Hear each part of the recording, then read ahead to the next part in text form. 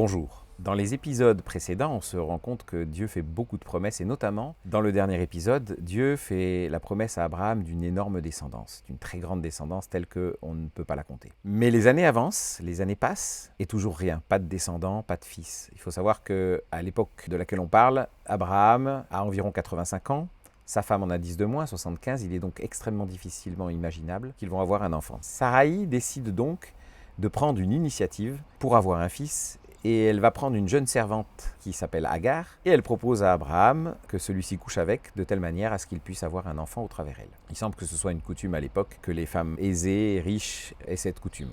Abraham accepte, va coucher avec la servante de sa femme et elle tombe enceinte.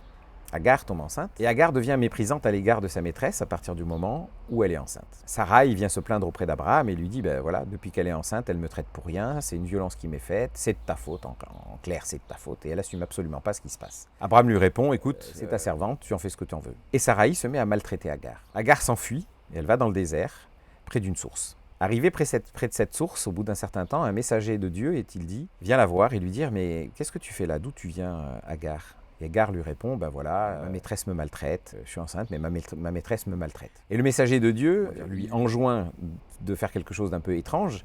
Il lui dit, écoute, tu vas retourner près de ta maîtresse et tu vas te laisser maltraiter.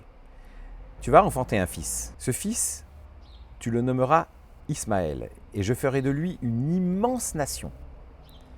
Mais il sera comme un âne sauvage. Sa main sera contre tous, et la main de tous sera contre lui. Et il s'établira en face de ses frères. Agar retourne vers sa maîtresse et au terme prévu, elle va mettre au monde un enfant qu'elle va appeler, que Abraham et elle vont appeler Ismaël, conformément à l'ordre du messager divin. Il est intéressant de noter que dans ce texte, Agar va donner un nom au Dieu qui est venu le voir au travers d'un messager.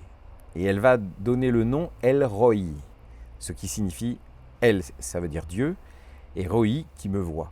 C'est le vivant Dieu qui me voit. Et elle va donner ce nom-là à Dieu. Abraham a 86 ans lorsque naît Ismaël. À bientôt.